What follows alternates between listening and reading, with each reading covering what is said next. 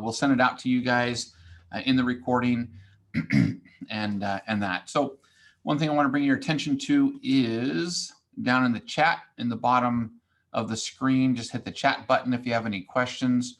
I will stop periodically throughout the process to be able to answer those questions.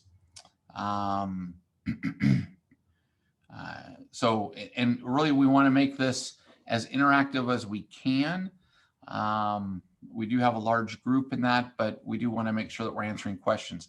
If it's more of a personal question, let me do this. I'm going to go ahead and put my email down in the chat button there, and you can send me an email and I can answer your question either later tonight or tomorrow, if it is more of a personal question. So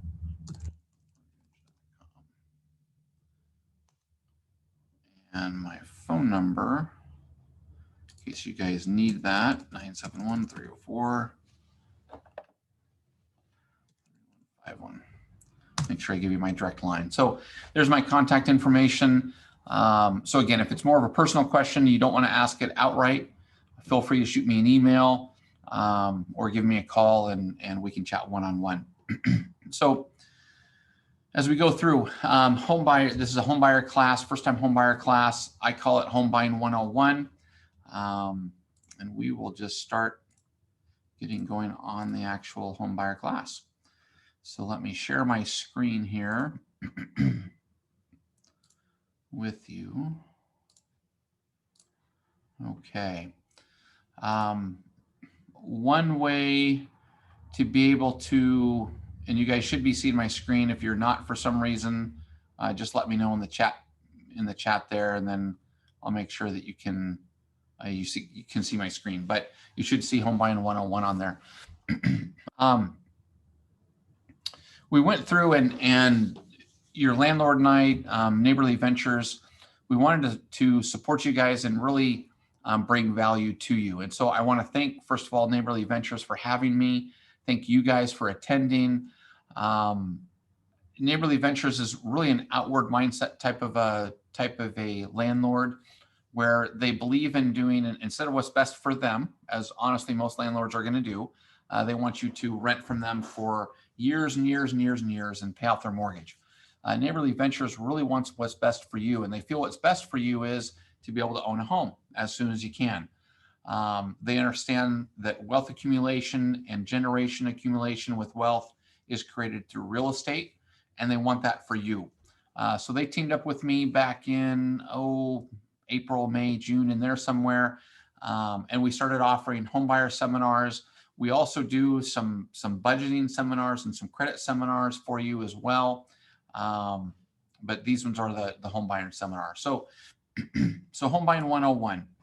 As we run through, we're going to talk about pre-approval. We're going to talk about paperwork, why we need so much paperwork.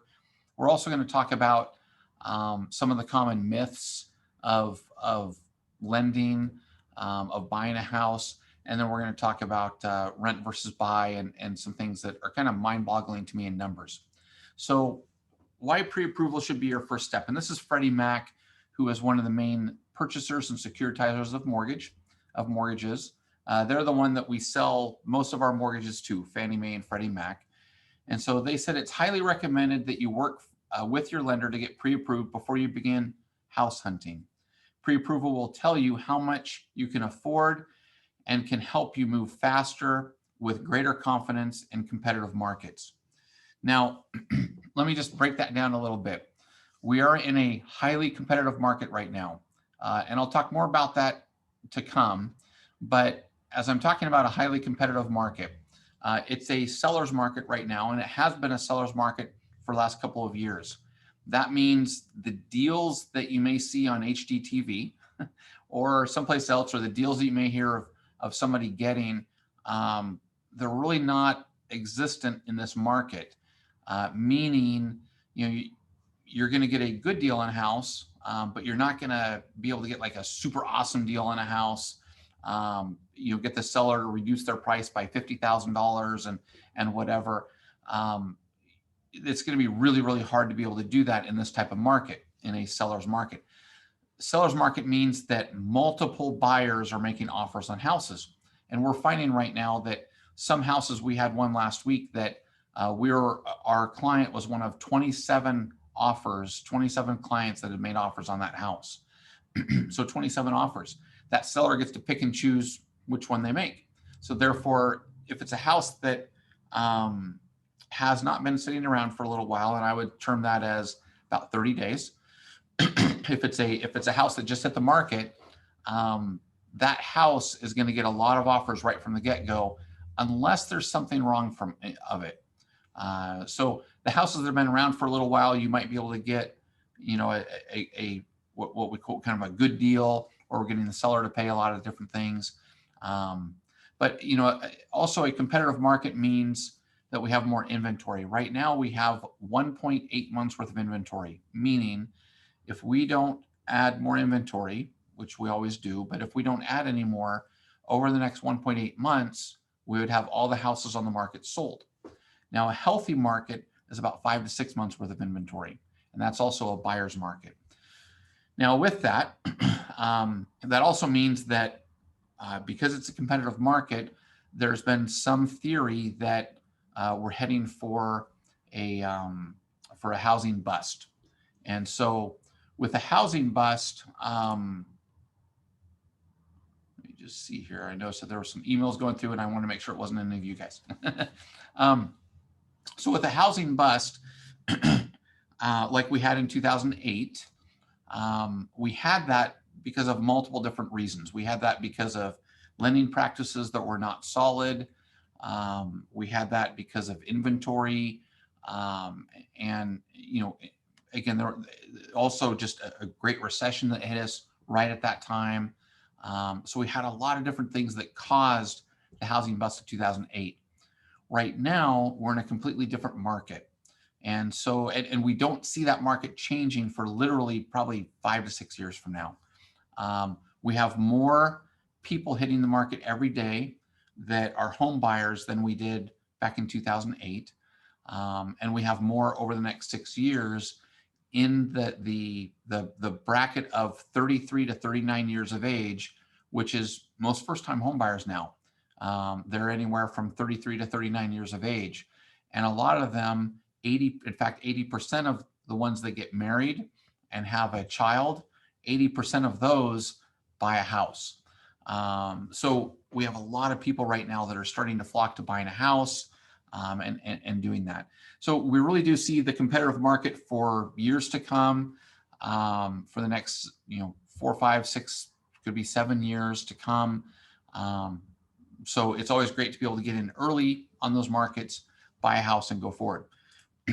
So getting pre-approved for a mortgage and finding an agent you can trust goes a long way in helping buyers act quickly once the right home becomes available in this otherwise tight and stressful housing landscape.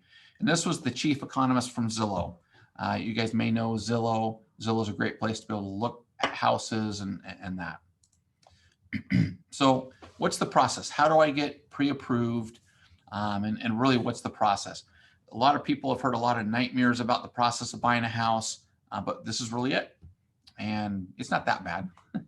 But the first thing is you make an appointment with us.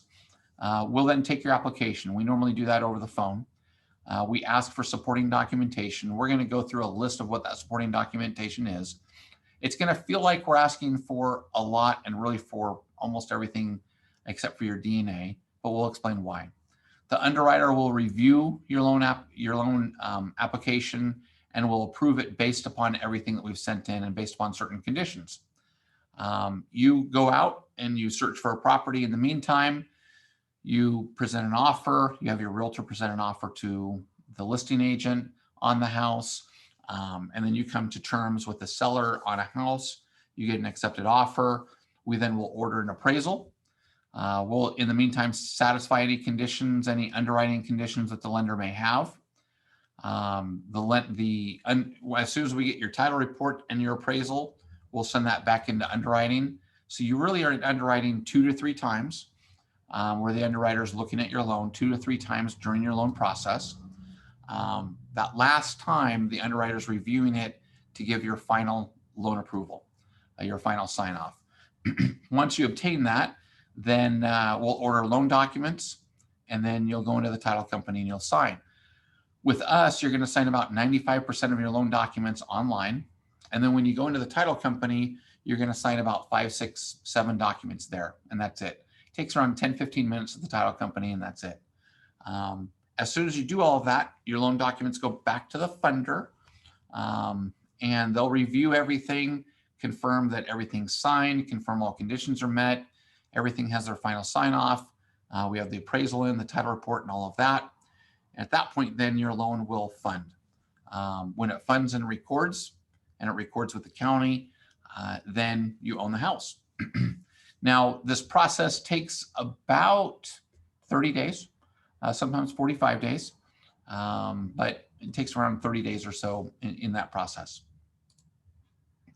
Now, why so much paperwork? And, I like jokes sometimes, and so here's a little joke, a little cartoon.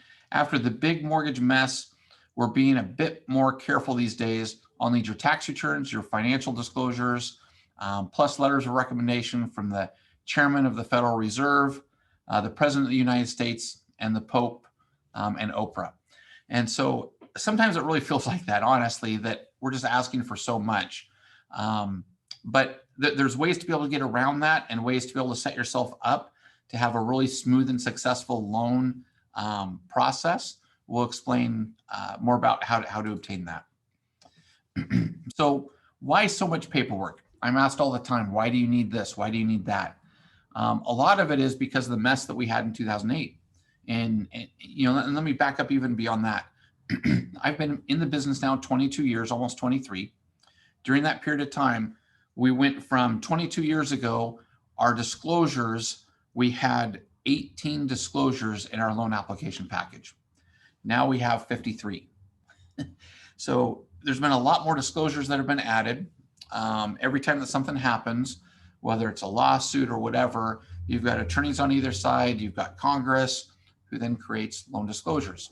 In fact, we had one document that showed exactly all your closing costs and how much money to come in with. And now with Congress's help, we now have 5 documents to show that. And it's even more confusing. So we have those 5 documents, plus then we have a standard, just a 1 document showing how much money to bring into closing and what your closing costs are. So there's a lot of documentation that has been added to the loan process to protect you, to protect us, to make sure that you really know the process. And that's really key. One thing that we do with the Schultz team here is we're going to lead with education. And we lead with education so that way you fully understand the entire process. Once we take your application and we get your supporting documents, we're going to have a discovery meeting where we just do that via Zoom or on the phone here, but we ask that you're at a computer. And when we get all that information, we're going to send you a specialized link, and we're going to start to break down loans, the 4 different loans that are out there, really what path you can go. We're going to break down closing costs and payments. We're going to break down what's comfortable to you, and what really makes sense. We call it a discovery meeting because half of it is education and the other half is truly where we're discovering what is the best option for you. So I saw there was a question here, and I'll get back to that in just a minute. So what paperwork do we ask for? And here's a good list of what we're going to ask for. Copy of your driver's license and social security card. We have to confirm you are who you say you are. Last 3 pages or last 3 months of your bank statements. And we need all pages of your bank statements. The last statement for your investment accounts or retirement accounts, and that would be all the pages there. Underwriters are great people, but they're very suspicious people. And if they see pages 1 of 3 or 1 of 4 or 5 on your bank statements, and you give us 1 of 4, you don't give us that 5th one, at that point, they start to wonder what's on that 5th one. Even if it's blank, we still need that 5th page. And the same thing for your investment accounts. The most recent 30 days pay stubs for each borrower. Last the last 2 years of your tax returns and W-2s. If you own a business, we'll need this year's profit and loss and balance sheet. If you're renting, which of course you guys are, we'll need your name of your landlord. We may need to check on rent history to see how that's been the last couple of years. We may not. It's up to underwriting. If you're retired, we'll need copies of your Social Security income. We'll need copies of your disability award letter and proof of most recent check. If you've declared bankruptcy in the last 7 years, we'll need a copy of your bankruptcy documents, and that's a copy of your full documents. So, there's typically 70, 80, 90 pages in there of documents. We'll need a copy of all of those, including your discharge notice. Excuse me. So, and if you're divorced, we'll need copies of your divorce decree or your settlement agreement. Again, all pages. And if you're paying or receiving child support, we'll need proof of payment or proof of payments that you've made or proof of payments that you're receiving. And then we'll need proof that those payments are going to continue for the next 3 years. So if you've got, like recently we had a client that has 3 children, their ages, I think they were 11, 15, and 17. Well, we knew the 17-year-old in a year won't be receiving child support anymore. And the 15-year-old, there's a good likelihood that they may not be receiving child support, depending upon if they just turned 15 or whatnot. And so at that point, we need birth certificates for those individuals who are receiving the child support to show proof of that income. And we've got to prove how old they are and then prove that it's going to be continuing for the next 3 years. So hope that brings that together. Let me go. I'm going to stop my share here. Go to my chat that I had a question on. And no, Alex, it does not cost to do a pre-approval. So it's free of charge. And again, we counsel during that pre-approval stage, if you're ready to buy a house now, or what you need to do to get ready. If there are credit challenges, just let you know. We're going to go through and help you really figure out what you need to do to get over those credit challenges, what we can do to help you improve your credit report. We do work with a company called My Credit Guy. They're out of Arizona. They do an outstanding job. And with that, they can help with credit scores and that. So does it ding your credit score? So yeah, it's going to lower your score by 2, 3, 4 points. That's about it to be able to do a credit check. But we need that credit check to make sure that you qualify. So, okay, we're going to get back to sharing here.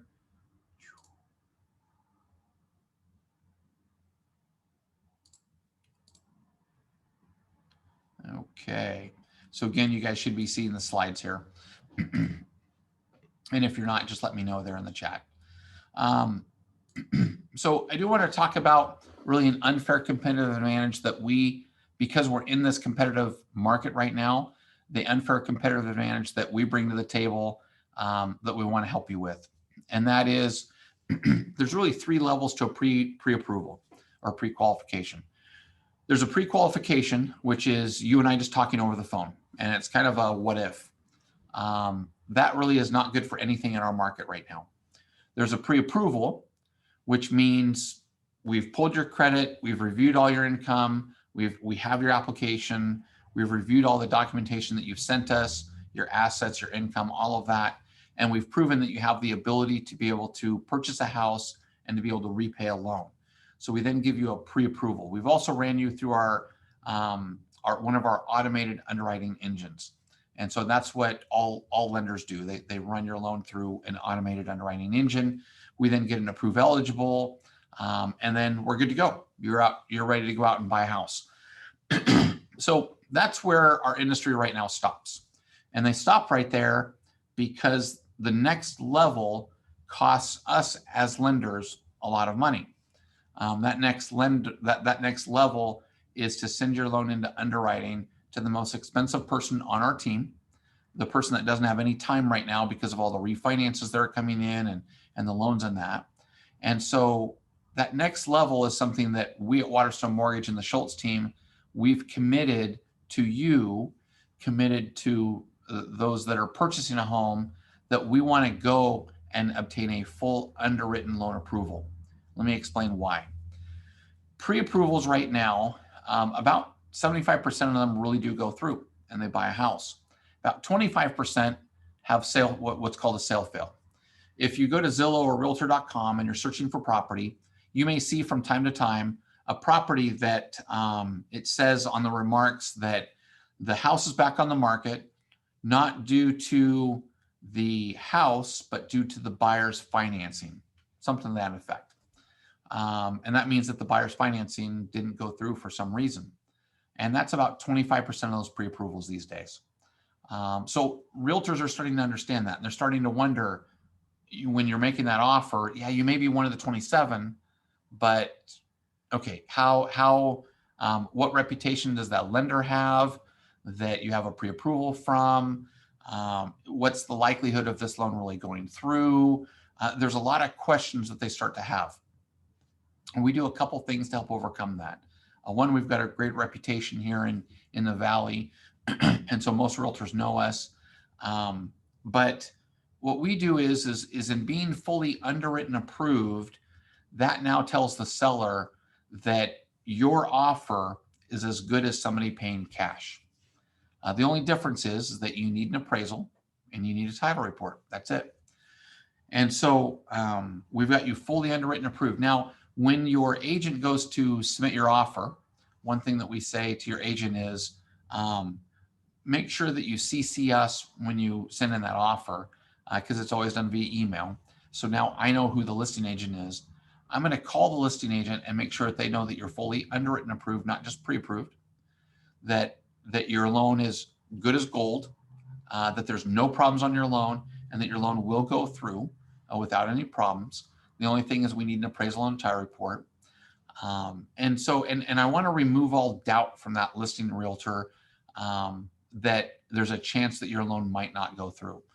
I want to remove all doubt of that. Make sure that they fully understand that you are fully underwritten approved, because that really is a big deal in our industry right now. The other thing is that a pre-approval takes about 45 days to close, where a fully underwritten loan approved file could be as little as 2 weeks.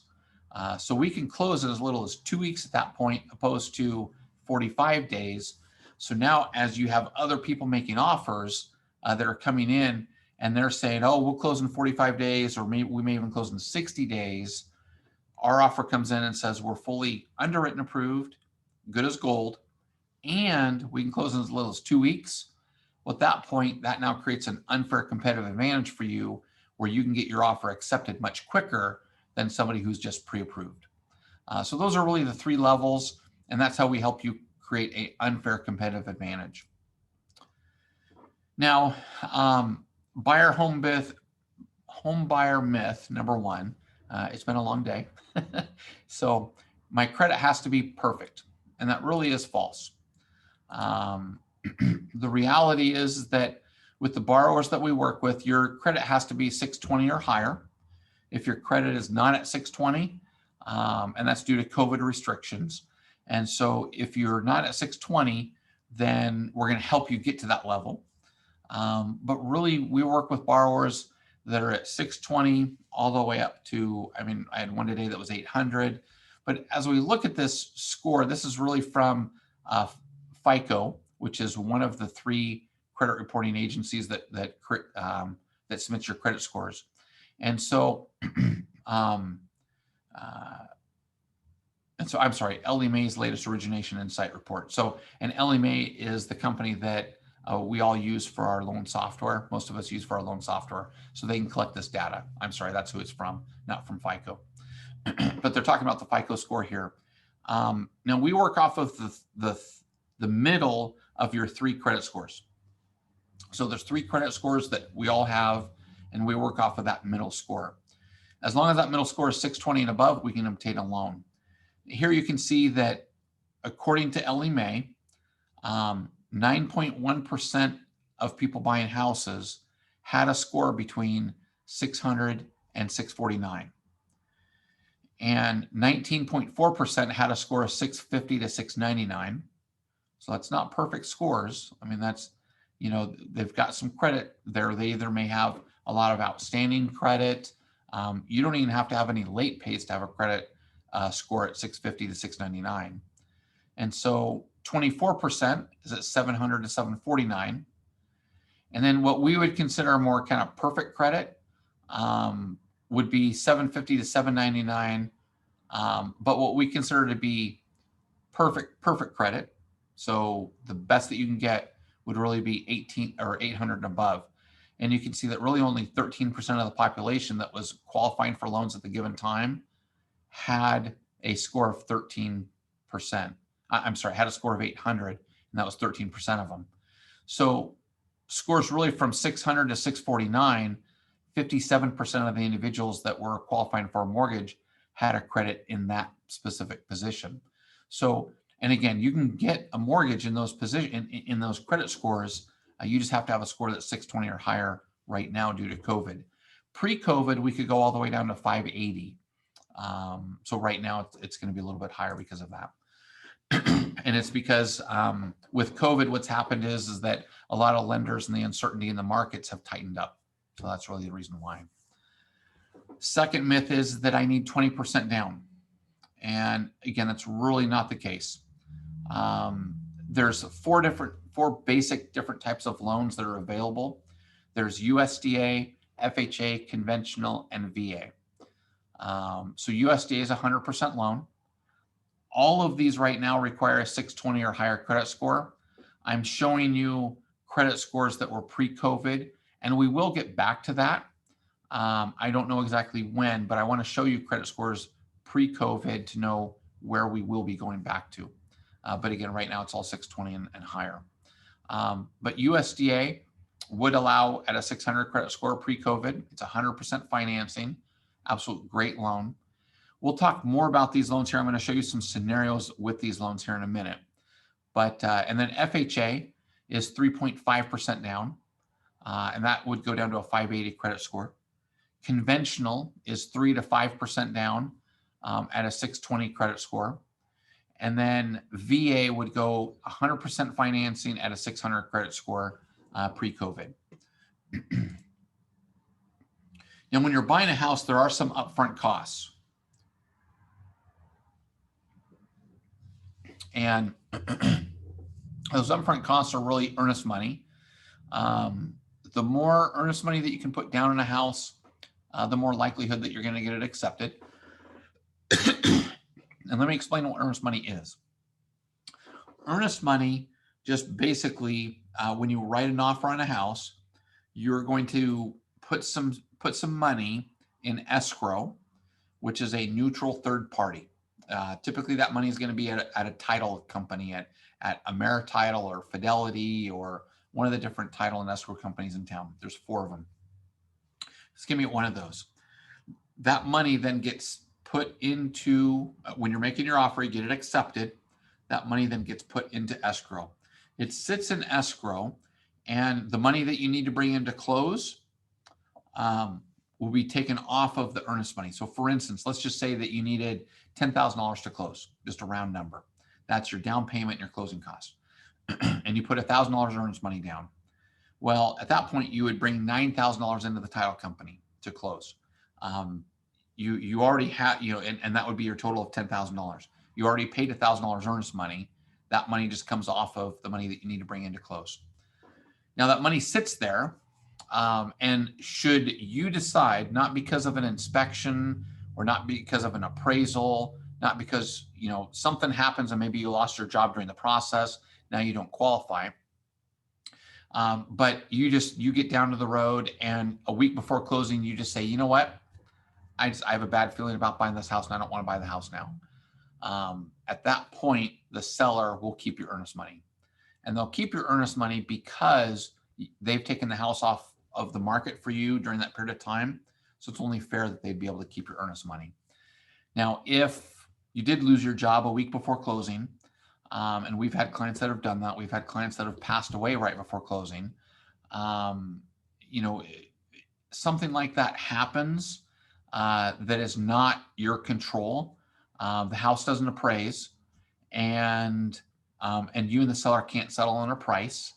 Um, there's inspections. You have an inspection, and the seller won't do some of the inspections that you want done, or some of the repairs that you want done, and you can't settle on a price at that point. Well, at that point, you get your earnest money back, because it's something that you didn't cause, and the seller then would end up giving you that money back. So home inspections range anywhere from $375 to $475. They can be more expensive.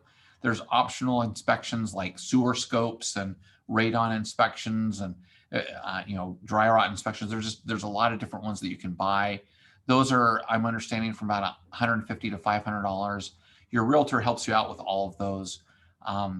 The appraisal is one that we pay for directly up front. We don't collect from you up front. We do pay for that, and the appraisal is $800. The appraisal is not like your inspection. They do some inspection on the property, but like if they can't see the roof, they'll call for a roof inspection. The appraiser will. But if they're in there and they turn the water on and the water doesn't get hot, at that point there could be a problem with the water heater. So they're going to call for a plumber to check the water heater. They're not a professional in those areas, so they're going to call for that. If the furnace isn't working, they turn it on hot and it's not heating up, they turn it on air conditioning. If there's an air conditioner in there and it's not cooling down, at that point they're going to call for a heating and air conditioning guy or gal to come out and take a look at it. So they're just checking to see if things work on the appraisal. They're also looking to see about value. So to put it in perspective, an appraiser is at the property for about an hour, maybe 30 minutes to an hour. They're checking sizes of rooms, and they're looking at the house and the benefits of the house. They then will spend several hours at their desk looking at comparable sales, matching properties up to the property that you're buying to obtain a value. Where an inspector is going to spend 4 or 5 hours at the house, making sure everything's working and looking at everything and creating a very comprehensive report for you as to all the things that are wrong in the house and that may need to be fixed. A lot of those are just little things like caulking here or there that you can do when you're the homeowner.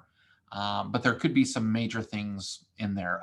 For instance, we had a client that opted for a sewer inspection, a sewer scope inspection, and they found out that the sewer pipe from the house going out to where the sewer pipe goes into the main city drain and whatnot was actually going up from the house. Now, I'm certainly not I don't know that's good or bad, but I can come to the realization that the things that you put in the sewer, the things that you put in your toilet, probably should not be coming back to you when you push it away. And so that's a bad thing. You really want it to be going down from your house, that pipe going down from your house into the sewer, not trying to go up. So what happened, obviously, is, I'm just trying to be funny there, but what happened is that they found out that the previous owner had a lot of sewage problems, and they had a lot of sewage backup problems. So that prompted the sewer inspection.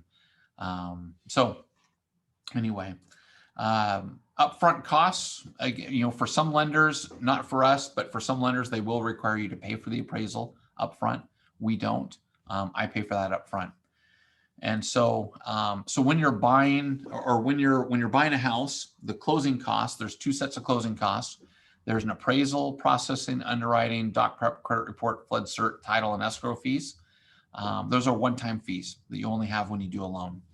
And then you've got your prepaid closing costs, and also known as reserves or escrows.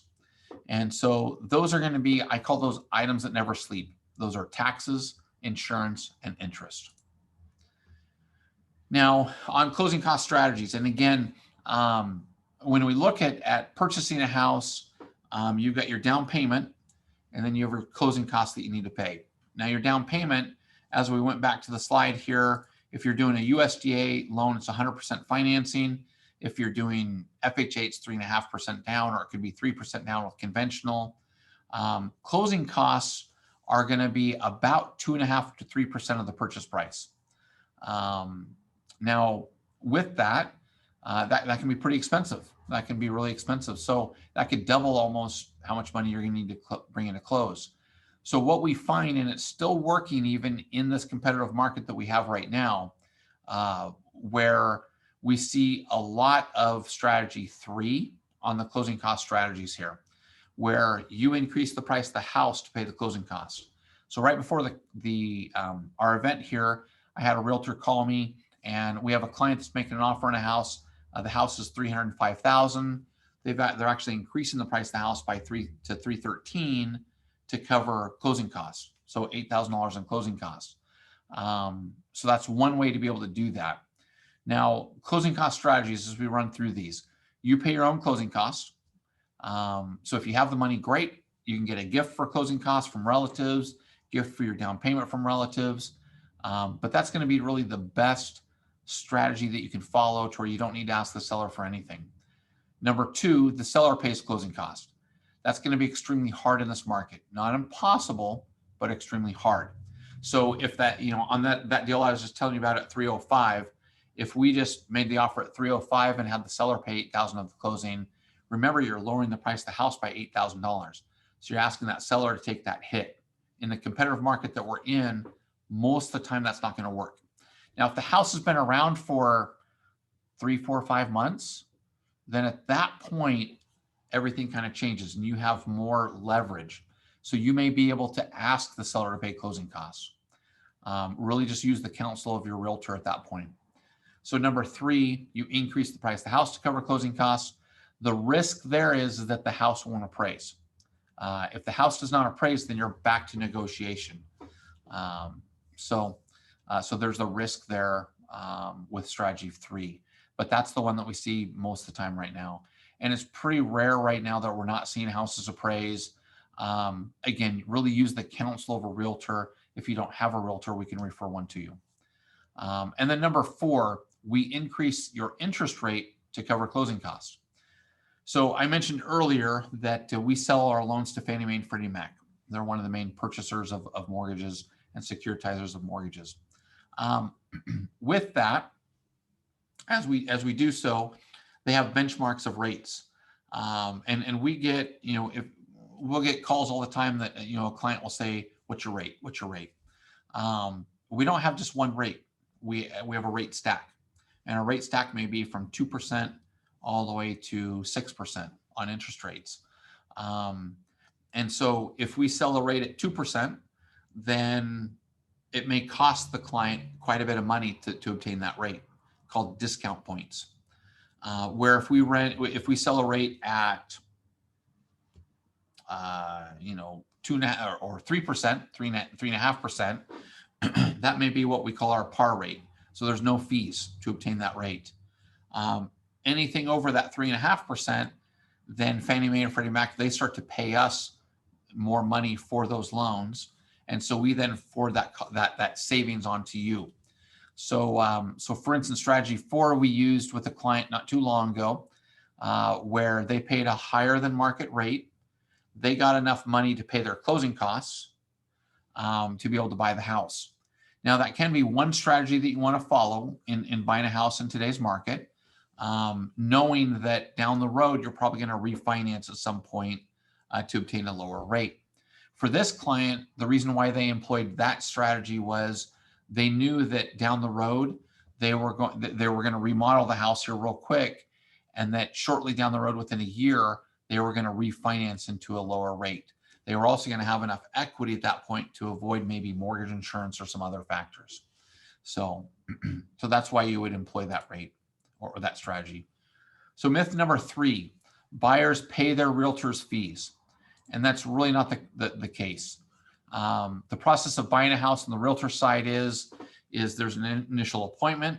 You get your pre-approval. As soon as you get your pre-approval from us, then you go out and search for houses from the realtor, and you view a bunch of houses and you make an offer. The listing, the person that's selling the house is actually the one that pays for the buyer's realtor, pays for your realtor. You don't directly pay for your own realtor. So you don't need any money for that. All interest rates are the same. Now, again, that's false. There's actually 30 factors that are involved in every rate. And so with that, these are those 30 factors. And that's why I talked to you about a rate stack. Rates can be anywhere from 2% to 6% on any given day. When you equate for all these 30 factors, that's then what gives you your own individual rate. A rate is almost like a fingerprint in today's market, where we all have our own individual fingerprints. Well, we all have our own individual 30 factors that are involved in that rate decision. So we talk about, when we're talking about rates with you, we're talking about what your rate is. Now, when you're looking at that, you may see advertisements of rates right now, interest rates at like 2.25%, 2.5%, or whatever. And those are all base rates. And you're going to start to see, when you really start to get down to the nitty gritty on a lot of those, you're going to see that those rates are a 60% loan to value. So they're 40% down payment.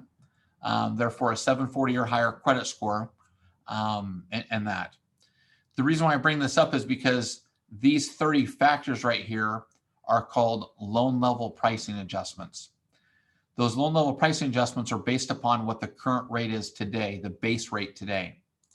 Now, when we look at these, every loan has fingerprints and every loan has loan level pricing adjustments.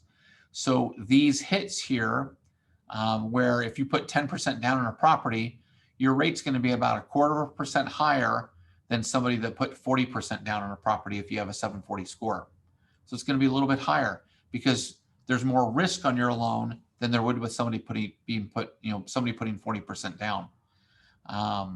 So these are the reason why I just bring this up, and it can be kind of confusing, is that I wanted to make sure that you know that each one of these factors, these 30 factors, will have different interest rate hikes or fee hikes, and that. And so with that, again, we talk about your specific fingerprint, your specific rate when we're doing your pre-approval. Now, there's 3 essentials really to purchasing a house, and making sure that you're getting a wise, sound strategy when you're buying a house. That is, your mortgage lender needs to prevent mortgage options, first of all. They need to present you with all the options, not just one option that they think is best, but all the options. The reason for that, and we do this during our discovery meeting, the reason for that is that I may say, hey, this is your great option today, but you may look at it and say, yeah, but that's a better option. Number 2 is a better option for me because I'm going to sell in the next 4 to 5 years. But number 1, the one that I think might be best, could be a 10-year option for you. So you need to look at all the options and talk about all the options. You need to analyze the total cost over time of those options. We do that through a program called Mortgage Coach, through a total cost analysis. When we're doing our Zoom meeting back and forth, the day that we're doing our discovery meeting, I'm going to send you a link to a total cost analysis. We're going to go through closing costs. We're going to go through cost over time. We're going to go through loan options. And I'm going to show you what those look like here in a minute. And then we need to analyze strategies to reduce debt over time as well. So today I had a great conversation, mortgage review with a client where we're saving about $177 a month on their mortgage by refinancing them. That makes sense. But yet they said by paying off this credit card, they can save another $200 a month. So we decided, okay, we'll increase the loan amount to pay that credit card off. They also mentioned that they want to pay off their debt sooner. So we analyzed, and quickly we're able to do this through Mortgage Coach. We then analyzed if we took that $377 a month savings between the savings that we have on their mortgage and the extra $200 debt that we're paying off, if we took that and put that back into the mortgage on a monthly basis, right now they're on track to pay their mortgage off in 25 years. But with us, they're on track. They could be on track, make the same payments they're making now. They could pay their mortgage off in 18 years. That saved them $87,000 in interest. Those are the things that we do. Once we help you buy a house, we then do mortgage reviews with you on a yearly basis. And we're always looking at ways to be able to help you get out of debt faster and quicker. So for them, that's what we're able to do. But first of all, we got to help you buy a house. So with that, here's what a total cost analysis looks like. Now, with that, let's just say that you're paying rent right now and you're paying $1,400 a month in rent. And I know you guys are all over the board on rent. And so I'm just saying you're at $1,400 a month in rent. This is a fictitious deal here. So on an FHA loan, if you were to buy a $300,000 house, your payment would be roughly $1,876 per month. A USDA loan, your payment's going to be roughly $1,734 a month. And a 3% down conventional loan, your payment's going to be roughly $1,800 a month, $1,797. Now with that, you've got tax benefits of buying a house. The tax benefit on an FHA would be around $212, $195 USDA, and $210 on FH or on conventional. One thing that you can do is you can take your withholdings right now, you can change them, talk to a tax professional to do this. You can change your withholdings with your current company, your W-4. And so maybe you claim married or single plus 5 or 6 or 7 or whatever you need to claim to then get an extra $200 a month from your monthly check from your mortgage. Now you can offset that $1,876 payment by your $212 a month that you're collecting extra from your employer every month.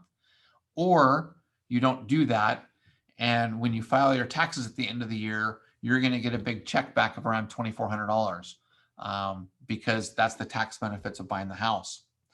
Now, on the FHA transaction at $300,000 purchase price, you're going to need roughly $10,500 to close. That's your down payment. And with USDA, you don't need anything because that's 100% financing. And with conventional, you're going to need roughly $900 to close. Or $9,000, I'm sorry. As we go through closing costs here, or payment breakdown first, this would be your payment breakdown. Now with the FHA, we're looking at taxes at roughly $300 a month across the board on a $300,000 purchase price, $50 a month for homeowners insurance, and then you've got mortgage insurance because you didn't put 20% down in the house. Depending upon your credit score, one strategy that we may look at would be buying out your mortgage insurance. So if you've got a little bit of money to be able to do that, you can buy out your mortgage insurance. That could help offset your payment and help you qualify for a little more house to where then you actually don't have mortgage insurance on a monthly basis. Closing cost strategies, again, if we had the seller pay the closing costs, we could ask the seller to pay the closing costs, and they'd be roughly $8,493 on this property. Now, again, we can, when we're making the offer, if we made an offer at $300,000, we ask the seller to pay $8,400 of our closing costs, the seller may say, forget it. Or we can make an offer of a house at $309 or maybe $310. And a rule of thumb that I'd like you guys to write down would be for every $5,000 increase or decrease of your purchase price, it changes your payment by roughly $25 to $30 a month. That's an important number to remember. So if you're increasing the house price by $10,000, it's going to change your payment by roughly $50 to $60 a month. Now with that, some of that's tax deductible, but at the end of the day, you've got to pay that extra $50 or $60 a month. But that may be the difference between you getting the house or not getting the house. So if you made an offer at $310, again, really use your realtor's guidance on that. The big thing that I want to bring your attention to is at $1,400 a month in rent, if you're paying that over 5 years and your rent increases by 3% per year, which is kind of the standard, over 60 months, 5 years, you're going to pay roughly $89,000 in rent. And that rent has just gone by the wayside. And that's where Neighborly Ventures, they don't want you to do that. They want you to be able to pay rent for 1 or 2 years, whatever it may be, to where you can save up money to buy a house or help you with a USDA loan or something like that. Really with all these other options here, if you were to make the payment, you would pay down your principal over that 5-year period by $30,000. So instead of paying $90,000 in rent, you would actually pay your mortgage down by $30,000 over that 5 years. $33,000 over that 5 years for USDA, and $29,000, almost $30,000 for conventional. So this would be your money, where the $89,000 would not be your money. It goes directly to the landlord over that 5 years, where this would be the equity that you would have obtained just from the pay down of the mortgage. Now, as we go through, really there's common hangups when obtaining a mortgage. And this is where the paperwork can become a nightmare, just quite honestly. So if you have large deposits, we have to source and season all those large deposits. That'd be anything over $500 on your bank account. If you have a lot of new credit inquiries, we've got to explain those. Insurance contact, if we don't have your insurance information. Gift funds requiring donors' accounts. And so if you're getting gift funds from your parents or grandparents or whatnot, we need to have a gift letter. We need to have a copy of their account from where the money came from, showing that they had the ability to give that gift. The reason behind that is because of the Patriot Act. The Patriot Act requires us to source and season those funds. And then no cash deposits, no big cash deposits. That's a huge no-no. Don't move money around different accounts, because if you do that, now we've got to source and season the funds, and we've got to track it going into each account. That could become a nightmare. Not having your down payment money ready, and then timing of docs received. And so understanding that when you're in the pre-approval stage, the quicker that you get us the information, the quicker we can get your pre-approval. And when you are in contract, the quicker that we can get the information that we need, any other conditions or anything that we need, the quicker that we can get your loan documents out. So timing is really of the essence, and urgency is a big deal. So a few don'ts. Don't call the realtor on the yard sign when you're out there looking at houses. Have your realtor call that realtor on the yard sign, because remember, that realtor on the yard sign is selling the property.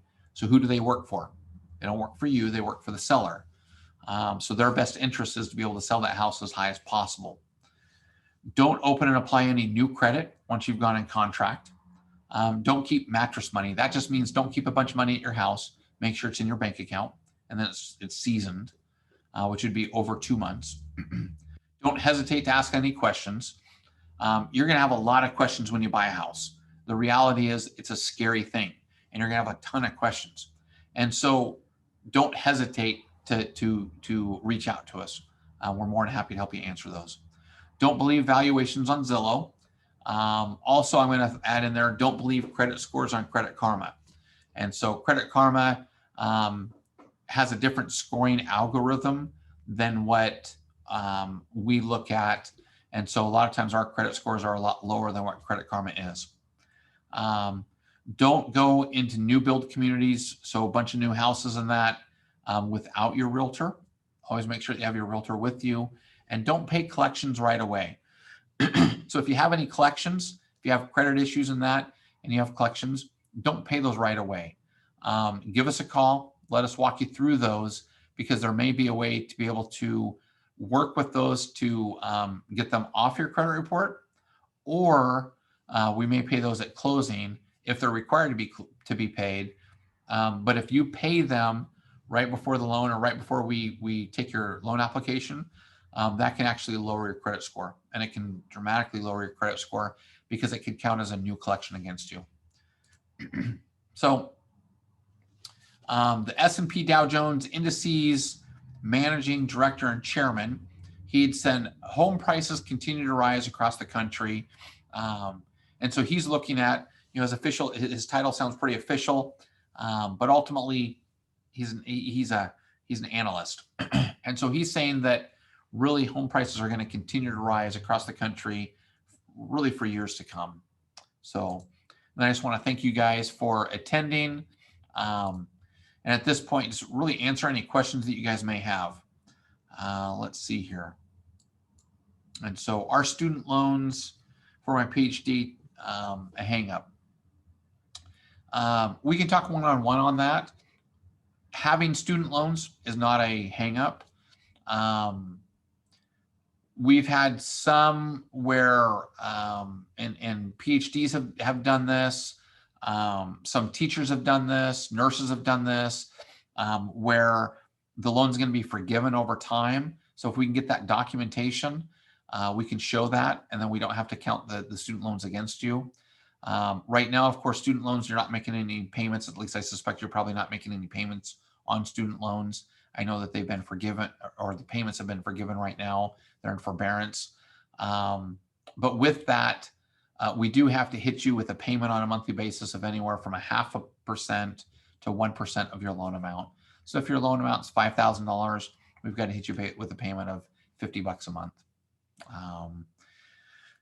And then do you have a credit reporting system you recommend opposed to Credit Karma? Now, the way to be able to get your accurate credit score would be really to go to myfico.com and pull a paid credit report. So there's a lot of credit reporting agencies out there like Credit Karma. But when you go to the paid credit report, just to walk you through credit, and I can send a video. I just did a video on this, and I can send this out to you guys. But ultimately, on credit, there are multiple different credit scoring models. There's a FICO 2, 3, 4, 5, I think 6 and 7, 8, 9. One of those is missing. So there's not one of those in there. There's a lot of FICO scoring models. That's the point I want to bring. So with those credit scoring models, when you have a credit repair, or you have a credit company like a Credit Karma checking your credit, that's a good thing to be able to kind of have a good idea of where your credit scores might be, to be able to see maybe what credit you can obtain, and that it's a good service. But they're only going to follow one of those credit scoring models, because they're not issuing credit. So if you're getting a credit card, and that credit card, they're going to give you a $500 high credit limit, they're going to follow a couple of those credit scoring models. If they're giving you a $20,000 high credit limit, they're going to follow three or more of those credit scoring models. If you're buying a car, they're going to follow 4 or 5 of those credit scoring models. Mortgages, we're lending out $200,000, $300,000, $400,000, $500,000, $1 million on a mortgage. We're following more of those credit scoring models than anybody else. So our credit reports are pretty stringent. Now, when you go to like myfico.com and pull a credit report from them, with them, they're going to follow a model more like ours, and they're going to give you a more accurate scoring of what your credit is. Now, for you, if you wish, and this is again just free of charge to you guys, we're more than happy to pull your credit report. Either way, whether it's the free credit report, or you paid for the credit report through them, or I pull a credit report and I'm not going to charge you, it's going to lower your score by 2, 3, 4 points, 5 points. In the grand scheme of things, that really is not that big of a deal. And so if it is, then that tells me that you may have some credit challenges, and we may need to work through those, which again, we're happy to be able to do. So any other questions, guys? Which of the 3 loan types, FHA, USDA, or conventional, offers the lowest rate? That depends upon your credit scores. So those 30 factors. FHA, USDA, or conventional doesn't have any lower rates or the others. If your credit scores are lower, a lot of times FHA will give you a little bit better rate. They're not going to hit you as hard as maybe a conventional. If your credit scores are at 640, conventional is going to hit you pretty hard on, remember those 30 factors and those loan level pricing adjustments? They're going to hit you pretty hard on those. In fact, let me just show you here real quick.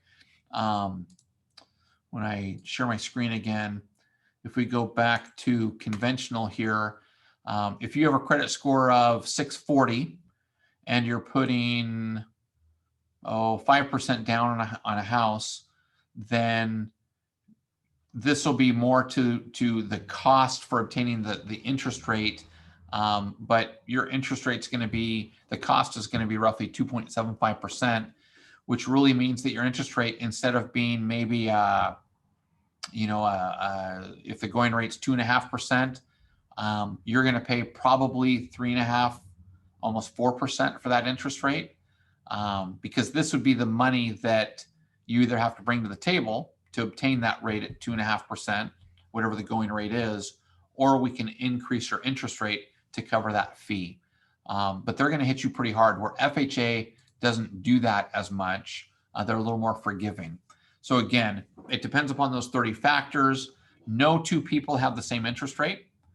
They have variations of that same interest rate, just like no two people have the same fingerprint. So, and we're happy to walk you through that. That is something that we do when we do our discovery meeting. We do look at real rates, and we send you that total cost analysis to where we look at FHA, conventional, USDA, VA, what rates are offered for you, and see what really is the best path and the best option for you. So great questions, guys. Any other questions that you guys have?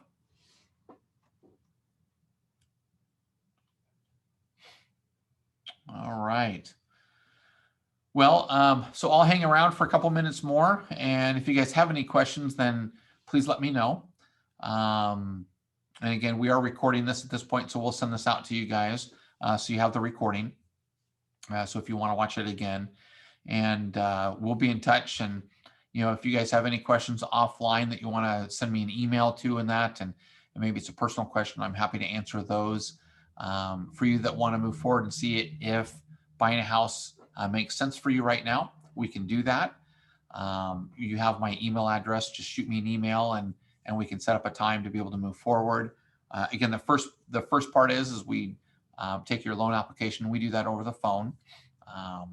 And so with that, we'll do your application over the phone. Myra on my team is the one that does that. She'll give you a list of supporting documents that we need. As soon as you get the supporting documents into her, she then will set up our discovery meeting. So I hope that you guys have found value in this. We enjoy you guys coming on. The one thing I did not mention is the partnership that we have with Neighborly Ventures. We actually give you a credit towards your closing cost of $1,000. So when working with us here at the Schultz team at Waterstone Mortgage, we do pay $1,000 of your closing costs. And that is a special deal that we have directly with Neighborly Ventures. So as long as you continue to rent from them and you buy a house and you buy that through us, we're your lender, we will pay $1,000 of your closing costs. So that's an agreement that we have with them. So you can thank them for that, because they negotiated that on your behalf. So again, any questions, just reach out, and have a great night. Okay. And have a Merry Christmas and happy holiday season. Thanks, guys.